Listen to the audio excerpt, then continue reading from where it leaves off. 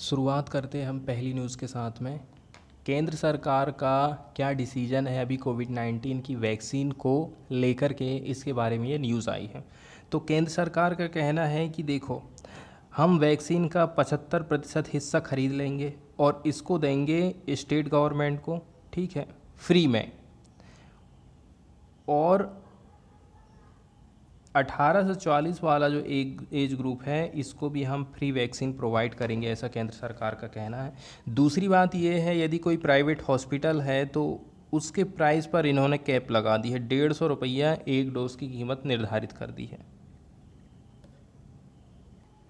यदि हम वैक्सीन लगाने के मामले को देखें तो कौन से स्टेट ने किस प्रकार से प्रदर्शन किया है, देखो, टोटल हमारी जितनी भी पॉपुलेशन है उसका केवल 3.3% हिस्सा ही वैक्सीन ले पाया है। दोनों डोज फुली वैक्सीनेटेड हो पाए हैं 3.3% लोग, है ना।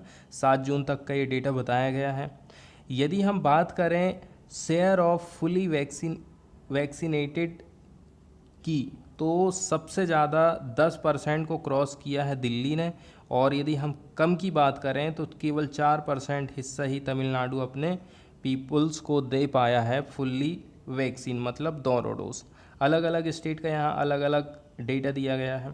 दिल्ली में 10.2% लोगों को वैक्सीन दी जा चुकी है, गुजरात में 8.8, महाराष्ट्र 5.3%, केरल में 8.1%, तमिलनाडु में 3.6%, तेलंगाना है 4.7%, बिहार है 2.5%। इसके अलावा अच्छी बात यह है कि जो प्रधानमंत्री गरीब कल्याण योजना थी, जिसके अंतर्गत में राशन का डिस्ट्रीब्यूशन करने का प्रोग्राम है, तो इस स्कीम को सरकार ने दिवाली तक, ठीक है, बढ़ा दिया है, नवंबर। दूसरी बात यह है, ये घोषणा ऐसे टाइम में आई है जब सुप्रीम कोर्ट को इसमें इंटरवेंशन करना पड़ा था और उसने पूछा था, आपने बजट में इतने सारे पैसों का उल्लेख किए हो कि हम हेल्थ के सेक्टर में, वैक्सीन के सेंटर में इतना पैसा खर्च करेंगे, तो आप उस पैसा को वैक्सीन खरीदकर फ्री में प्रोवाइड करने में आप यूज़ क्यों नहीं कर रहे हो।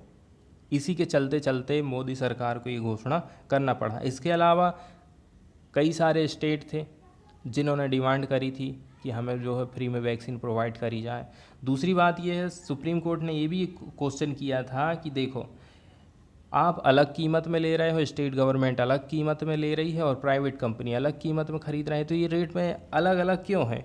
तो केंद्र सरकार ने कहा था कि हम बल्क में ख़रीद रहे हैं, मतलब हम थोक में ख़रीद रहे हैं, इसलिए हमको कम में मिल रहा है और स्टेट गवर्नमेंट को थोड़ा ज़्यादा मिल रहा है और प्राइवेट हॉस्पिटल को और भी ज़्यादा में मिल रहा है। तो सुप्रीम कोर्ट ने कहा था कि आप पूरी वैक्सीन को खुद क्यों नहीं ख़रीद लेते हो, ऐसा कहना था सुप्रीम कोर्ट का। इसके बाद वाली न्यूज़ है सीबीएसई से रिलेटेड, ठीक है। इनका कहना, सीबीएसई का कहना है कि इंटरनल जो असेसमेंट है उसको आप 28 जून तक कंप्लीट करिए और ये जो असेसमेंट, आप जो मूल्यांकन करेंगे, इसको आप, ठीक है, ऑनलाइन के माध्यम से करिए और 28 जून तक इसको हमारे पास रिजल्ट भेजिए, ऐसा सीबीएसई का कहना है।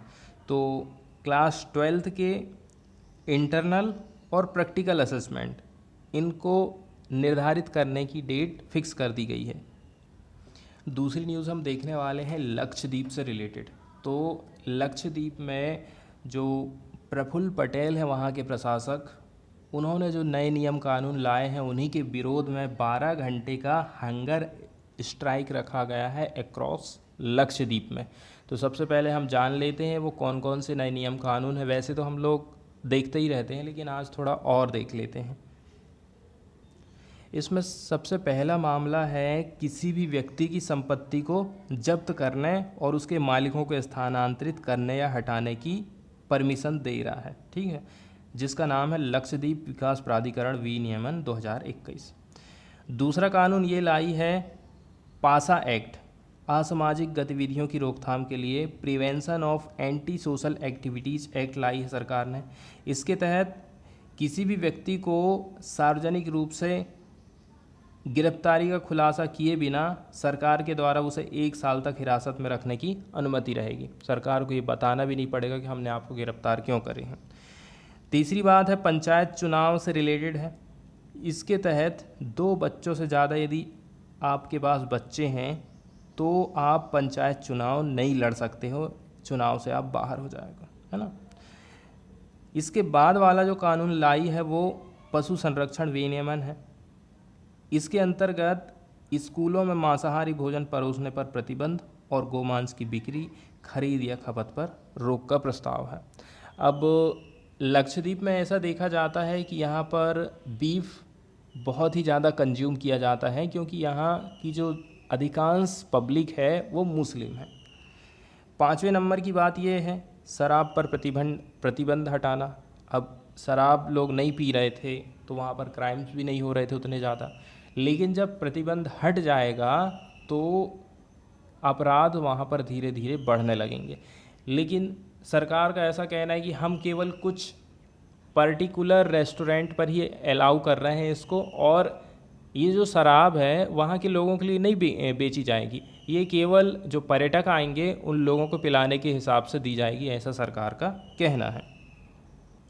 और इसमें सबसे ज़्यादा दिक्कत हो गई है पासा एक्ट को लेकर के। जो भी सरकार के खिलाफ होगा, सरकार की आलोचना करेगा, उसको पासा एक्ट के अंतर्गत यदि सरकार गिरफ्तार कर लेती है तो लोग क्या करेंगे? सबसे बड़ी दिक्कत यही है ना। और जो ज़मीन वाला विवाद है उसको लेकर के लोगों का ऐसा कहना है कि इन कानूनों से आने वाले टाइम में उनकी ज़मीनें छीनी जा सकती हैं, ठीक है। और नए कानून के विरोध में आप खड़े होगे तो लोगों को चुप कराने के चक्कर में पासा एक्ट लाया जा रहा है। इसके अलावा आरोप ये भी है कि सरकार ने निर्वाचित जिला पंचायत के स्थानीय प्रशासनिक पावर को अपने हाथ में ले लिया। मतलब ग्राम पंचायत की पावर को भी सरकार अपने हाथ में ले रही है। ऐसी लोगों की समस्याएं हैं। इसके बाद अगली न्यूज़ में हमें देखना है हाई कोर्ट को। तो हाई कोर्ट ने एक ऑर्डर को स्टे लगा दिया है, जो ऑर्डर कहता था कि प्राइवेट स्कूल पार्टिकुलर यदि कोरोना का टाइम चल रहा है, सब कुछ बंद है, तो आप फीस क्यों वसूल कर रहे हो कोरोना के कारण। ऐसी याचिकाएं दायर की गई थी। तो हाई कोर्ट का कहना है देखो, यदि आप किसी प्राइवेट स्कूल को हेल्प नहीं कर रहे हो, उसको पैसे से सहायता नहीं दे रहे हो, यदि सरकार उसकी हेल्प नहीं कर रही है, तो आप कैसे कह सकते हो कि वो प्राइवेट स्कूल फीस को वसूल नहीं करेगा? आपको उनको पैसे देने पड़ेंगे, तब फिर आप कह सकते हो कि आप जो है फीस मत वसूल करिए। ऐसा हाई कोर्ट का कहना है। हाई कोर्ट का कहना है कि आप पॉपुलिस्ट गवर्नमेंट मत बनिए, लोक लुभावनी सरकार मत बनिए, ऐसा हाई कोर्ट का कहना है। इसके बाद वाली न्यूज़ हम देखने वाले हैं CSE की एक रिपोर्ट आई है उसको लेकर के। यहाँ से आप इसका यूज़ कर सकते हैं मेंस में। यदि हमें कभी उल्लेख करना पड़ जाए कि हमारे जो भारतीय किसान है या भारतीय कृषि है कौन कौन सी समस्याओं का सामना कर रही है, तो वो सारी बातें आपको यहाँ पर देखने को मिल जाएगी। CSE का कहना है 2017 से यदि हम देखें ना, तो फार्मर के जो प्रोटेस्ट हैं, विरोध हैं, वो बढ़ गए हैं 5 गुना, ऐसा इस रिपोर्ट में कहा गया है। अब यहीं से हमको पता चल जाता है कि किसान लोगों की कौन कौन सी समस्याएं हैं। केवल हम एक स्टेट की बात नहीं कर रहे हैं, ऑल ओवर इंडिया की हम बात कर रहे हैं, ठीक है। तो एवरेज यदि हम देखें तो central formulas, procurement and agriculture market price related failure हो गया, यही सब रीज़न रहे हैं जिसके चलते चलते 2017 से जो विरोध है किसानों का वो बहुत ही ज़्यादा इंक्रीज़ हो गया है। ऐसा कहा गया है centre for science and environment की एक रिपोर्ट में।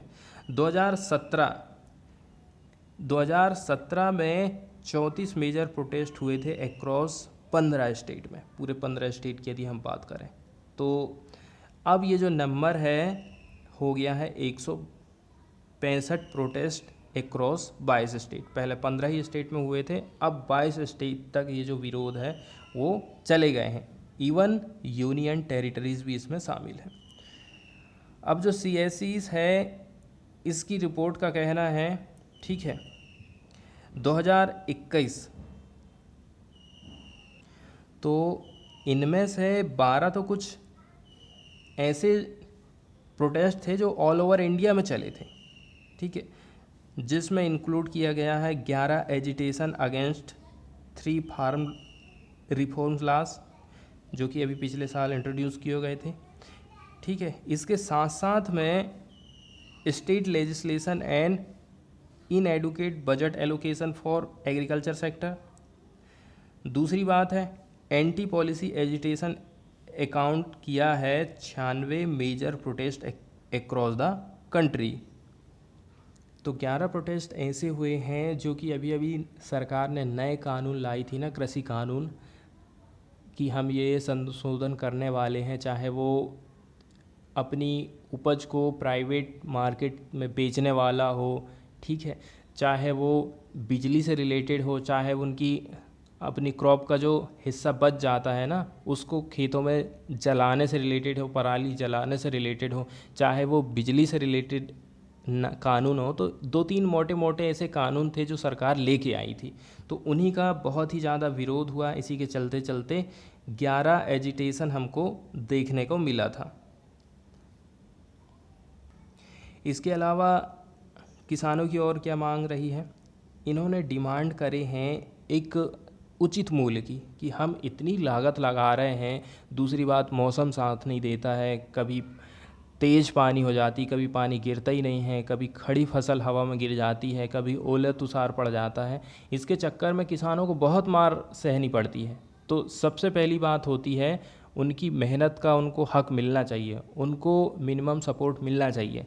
अब सरकार जो निर्धारित कर देती है ना, उस पर भी मंडियां खरीद नहीं पाती हैं, कह देती हैं कि आप इसको सुखा के लाओ, कचरा है, ये है, वो है, दुनिया भर का नाटक रहता है उनका भी।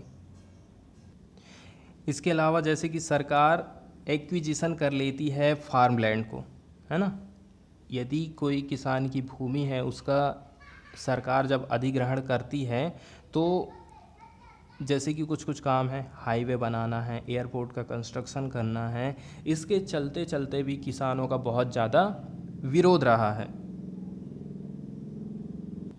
इसके अलावा किसानों की और क्या क्या समस्याएं हैं, ठीक है, एटलीस्ट 7 जो एजिटेशन है ना, वो है लोन को आप माफ़ करिए, इंश्योरेंस का जो कवरेज है वो बहुत ही ज़्यादा ख़राब है, इस कर को लेकर भी किसानों ने आंदोलन किए हैं, ठीक है। और जो कंपनसेशन है वो बहुत ज़्यादा देर में मिल रहा है, जैसे यदि उनकी फसल को नुकसान होता है तो पहली बात तो ये है पूरा कवरेज नहीं मिल रहा, दूसरी बात ये है कि उसमें डिले भी हो जा रहा है। इस प्रकार से इनकी समस्याएं हैं। यदि हम बात कर लें, ठीक है, फार्म में जो इनपुट लग रहा है और जो इंफ्रास्ट्रक्चर की जो उनको ज़रूरत पड़ती है, इनके प्राइस में बहुत ज़्यादा हाइक देखने को मिली है। इसके लिए भी किसानों ने विरोध किए हैं, धरना प्रदर्शन किए हैं, आंदोलन किए हैं। अब चूँकि पंजाब और हरियाणा के जो किसान हैं ना, दिल्ली में जो प्रदर्शन किए हैं, इन्होंने ही आंदोलनों को थोड़ा हाईलाइट कर दिया है, ठीक है। लेकिन यदि हम बात करें और कौन कौन से स्टेट है जहाँ पर बहुत ज़्यादा प्रोटेस्ट हुए हैं, तो उड़ीसा, आंध्रा और तेलंगाना, यहाँ पर भी काफ़ी ज़्यादा किसानों के द्वारा प्रोटेस्ट किए गए हैं।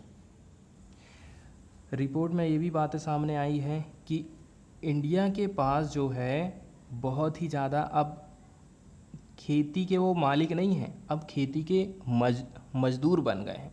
ऐसे किसानों की संख्या बहुत ही ज़्यादा बढ़ी है, ठीक है। और ये बिल्कुल सही बात है। यदि हम कंट्री का 50% हिस्सा देखें तो 50% डिस्ट्रिक्ट आपको ऐसे ही मिलेंगे जो कि अब मजदूर की तरह काम कर रहे हैं, उनके पास अब खेती किसानी भी नहीं बची है। अब कुछ कुछ और हमको ऐसे डिस्ट्रिक्ट मिल जाएंगे देखने के लिए, जैसे कि बिहार और केरला के डिस्ट्रिक्ट, ठीक है।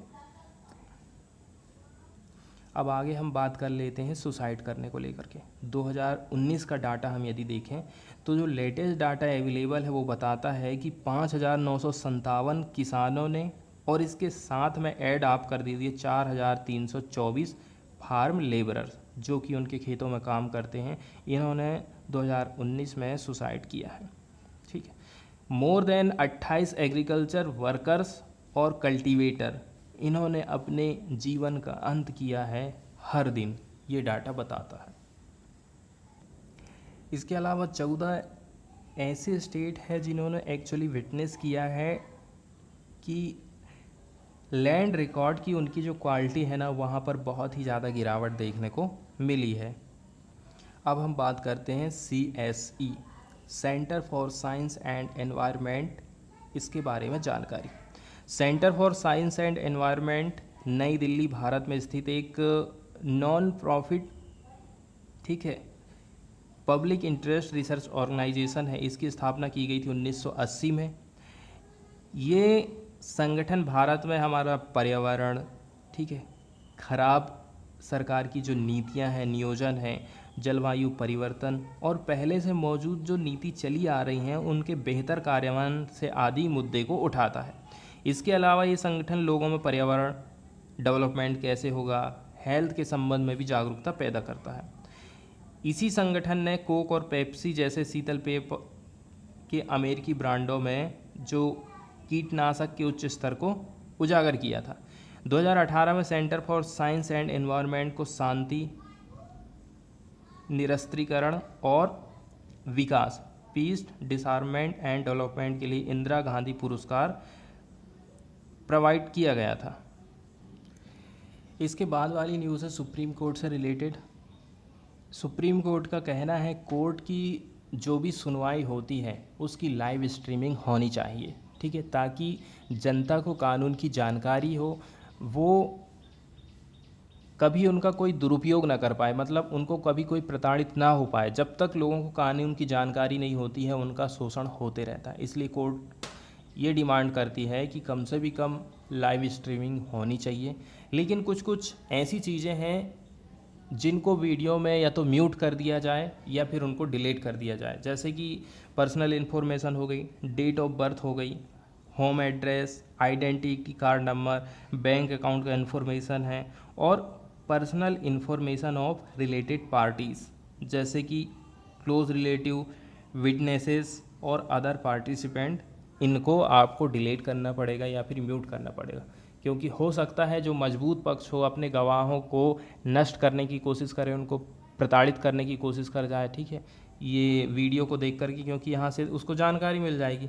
इसलिए सुप्रीम कोर्ट का कहना है कि कम से कम ये वाली जो जानकारी है इसको आपको या तो डिलीट करना है या फिर म्यूट करना है। इसके बाद वाली न्यूज़ भी सुप्रीम कोर्ट से ही रिलेटेड है। NCPCR है, और भी कुछ लोग हैं जिन्होंने याचिका दायर किए थे कि कोरोना के चलते चलते बच्चे अनाथ हो रहे हैं और उनको लीगल तरीके से एडॉप्टेशन किया जा रहा है। यदि लीगल तरीके से कोई उनको गोद लेता है तो फिर उनका मिसयूज़ हो सकता है, ठीक है, जैसे कि उनको वेश्यावृत्ति में धकेला जा सकता है और भी नौकरों की तरह उनसे काम करवाया जा सकता है। ऐसे बहुत सारे अपराध हैं जिनके होने के चांसेस बढ़ गए हैं। इसलिए सुप्रीम कोर्ट का कहना है कि जो इलीगल एडॉप्शन है उसको जल्दी से जल्दी रोका जाना चाहिए। अब कुछ कई सारी समस्याएं देखने को सामने में आई थी, जैसे कि कुछ लोग सोशल मीडिया पर पोस्ट कर रहे हैं, हम आपके बच्चे को गोद दिलाने में हेल्प करेंगे, मतलब यदि कोई व्यक्ति गोद लेना चाहता है तो हम उसकी हेल्प करना चाहते हैं। तो इस प्रकार से वो जानकारी इकट्ठे कर रहे हैं कि कौन कौन व्यक्ति अनाथ हुए हैं। तो ऐसे जो लोग हैं ना वो इसका मिसयूज़ कर सकते हैं, ऐसा इसमें कहा गया है।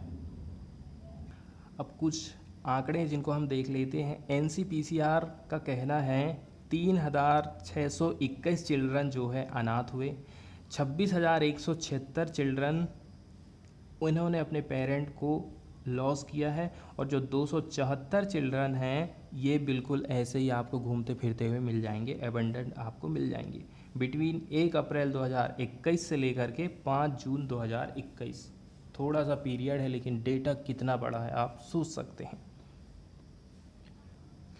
तो जो इंडिविजुअल पर्सन है या अन्य कोई जो व्यक्ति है ना, सरकारी डेटा को चुरा रहे हैं, आंकड़े को वो चुरा रहे हैं और जानकारी प्राप्त कर रहे हैं कि कौन व्यक्ति अनाथ हुआ है, नहीं हुआ है। इस प्रकार जानकारी हासिल करके फिर उसका वो मिसयूज़ कर सकते हैं, चाहे उनकी मानव तस्करी हो या फिर उनको गलत काम में धकेलना हो। तो इसके लिए सुप्रीम कोर्ट ने कहा है कि हम बहुत ही जल्दी इसके लिए दिशा निर्देश जारी करने वाले हैं। अब चूंकि सुप्रीम कोर्ट में याचिका दायर की है NCPCR, national commission for protection of child right, राष्ट्रीय बाल अधिकार संरक्षण आयोग, इसको बनाया गया था 2007 में। ठीक है, बालक अधिकार संरक्षण अधिनियम 2005 के अंतर्गत में इसको 2007 में इसकी स्थापना की गई थी। ठीक है, तो ये अधिदेश ये सुनिश्चित करता है कि टोटल जितने भी हमारे यहाँ पर लॉ है, जितने भी नीति कार्यक्रम बनाए गए हैं और जो हमारा सरकारी तंत्र है, ये बच्चों के अधिकारों के संदर्भ के अनुरूप ही होना चाहिए। बच्चों के अधिकारों को ये सेफ्टी ही प्रोवाइड करे, जैसा कि भारत संविधान और साथ ही संयुक्त राष्ट्र बाल अधिकार सम्मेलन में प्रतिपादित किया गया। जैसे संविधान हमारी गारंटी दे रहा है, संयुक्त राष्ट्र संघ में भी जो प्रावधान किए गए हैं, ठीक उसी प्रकार के प्रावधान इस आयोग में भी किए गए हैं। इसमें बताया गया है कि बालक हम किन को कहेंगे, तो 0 से 18 वर्ष आयु वर्ग के जो बच्चे हैं उनको बालक वर्ग में शामिल किया गया है। यदि हम इसके संगठन की बात देखें, इसमें एक अध्यक्ष रहेगा, ठीक है, जिसने बच्चों के कल्याण को बढ़ावा देने के लिए कुछ काम किया हो। दूसरे 6 सदस्य रहेंगे। इसमें कम से कम 2 तो महिला होना चाहिए। इनकी नियुक्ति केंद्र सरकार द्वारा शिक्षा, बाल विकास, देखभाल, कल्याण और बाल विकास, किशोर न्याय या उपेक्षित बच्चों, जो वंचित बच्चे हैं, इनकी देखभाल, निःशक्त बच्चे हैं, बाल श्रम या बच्चों में तनाव का उन्मूलन करने, बाल मनोविज्ञान या सामाजिक विज्ञान, बच्चों से संबंधित कानून जैसे क्षेत्रों में इन्होंने बहुत ही अच्छा काम किया है। इन्हीं लोगों को यहाँ पर सिलेक्ट किया जाएगा। इसके बाद बच्चों को जो गोद लेने वाली प्रक्रिया है ना, वो जुवेनाइल जस्टिस एक्ट 2015 के माध्यम से होती है।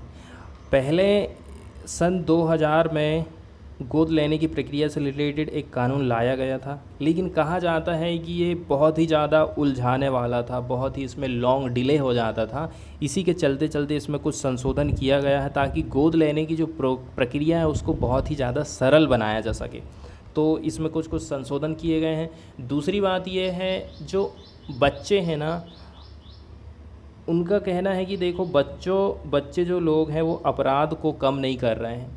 मतलब ऐसी श्रेणी जो कि बच्चों के किशोर के अंतर्गत आती है और वो उनके द्वारा अपराध रोका ही नहीं जा रहा। जैसे कि निर्भया वाले केस में था, एक उसमें किशोर भी शामिल था रेप के केस में।